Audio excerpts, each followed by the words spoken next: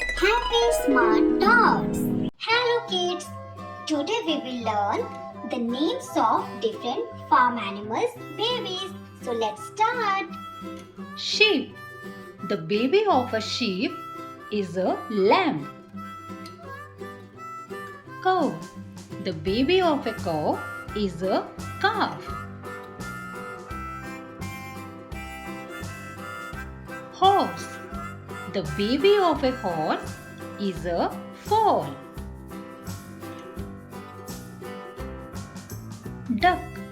The baby of a duck is a duckling. Hen.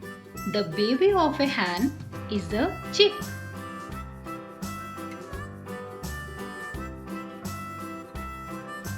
Pig.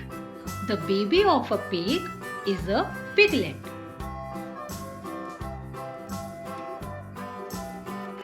Keep learning kids and please subscribe my channel for more educational video. See you in next video.